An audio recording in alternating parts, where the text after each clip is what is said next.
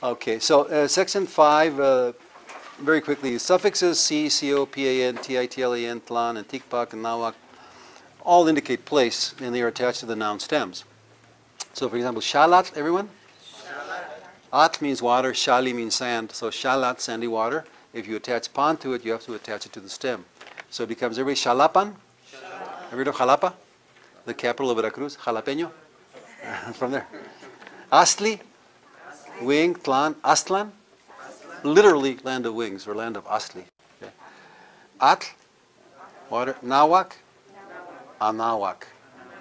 So anytime you see these suffixes, they are attached to noun stems.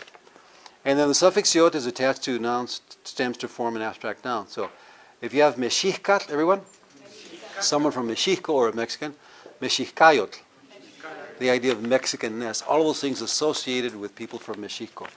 Nantli, Nanyotl, all of those things associated with being a mother. Tecuctli, Tecuctiotl, lordship. And then Ikniuctli, Ikniuctiotl, friendship. Okay? And then noun stems also take honorific suffixes and diminutive suffixes and augmentative suffixes. So everyone, Masewali, Masewalcintli, honorable person. Siwatl, Siwatzintli, honorable woman. Tototl, Totopil, little bird. Kali, Kalpuli, transliterated large house or large dwelling area. Okay? Yes, please. Real fast, can you explain what second means? How this tied into bigger family? Let me explain something analogous to that as well, because we all speak English and Spanish here. Have you heard of Indo-European? Okay, huge grouping of languages, right? And there's the Eastern grouping, which doesn't concern us too much. Right? It includes languages such as Sanskrit and Persian and so forth. And then the Western is what concerns us.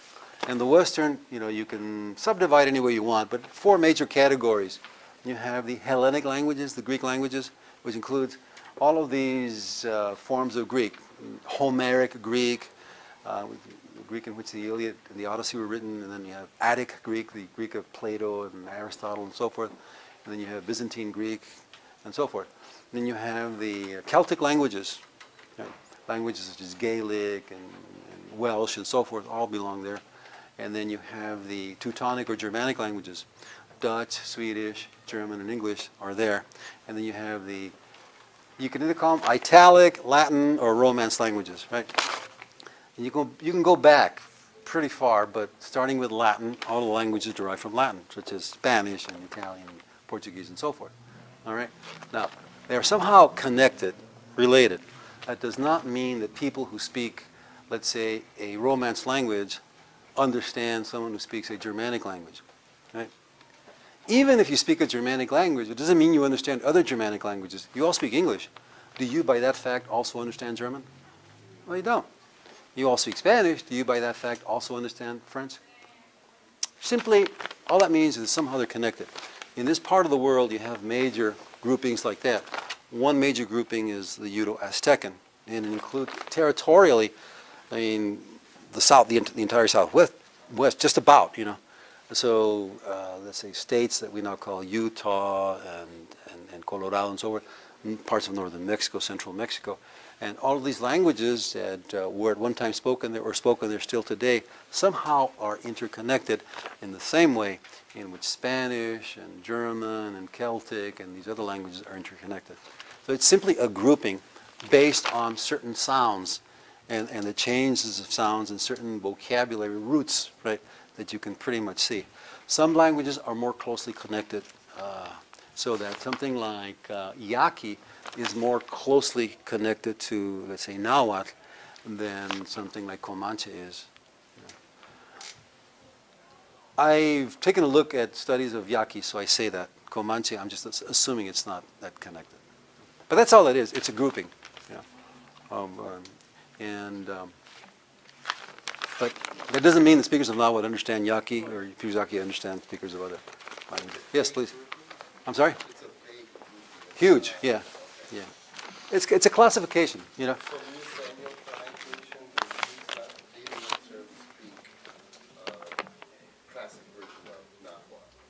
No, I don't think it spoke Nahuatl at all. You know, related languages are related languages. I mean, ultimately they're traceable back perhaps to a common source, right? But you're talking about so many. Exactly, sure. Yeah. Are there any obvious cognates between, like, Shoshonian languages or, other use of between that are common to Uto-Aztecan? There are roots. That's why they are classified as part of this grouping. Since I don't know in the other languages, I cannot cite specific examples. But glottochronologists, people who specialize in that, have based the classification precisely on these particular roots that appear common, to be common in all these other languages. It's like the Western European languages, when you take 100 in English and then 100 in Latin, right? 100, H-U-N and the C-E-N, right? Ken, hun. I mean, it doesn't seem like there's a close connection, but ultimately there probably was. Anything else? What means Aztec? Good question. Anytime you see T-L-A-N, Tlan, as in Zacatlan, if you want to say person from the place that ends in Tlan, you replace Tlan with Tecatl. So Zacatlan, Zacatecatl, person from Zacatlan. Right? Pochtlan, person from Pochtlan, Pochtecatl. Aztlan, place of Aztli or wing, person from there, Aztecatl. That's what it means, person from there. Okay, There was one more comment. Okay. No me calles, no me calles. I got it. You said you had a place, someplace to be. Yeah, I had. Just, I'd have to leave you with this because it's very, very important. If you take a look at English and the words that we use that are important to us because they refer to important activities, such as civilization, such as science, such as anthropology, such as university, literature, philosophy, and so forth, none of these words are true English words. They're brought in. They consist of roots brought in from other languages, usually what? Greek or Latin, okay?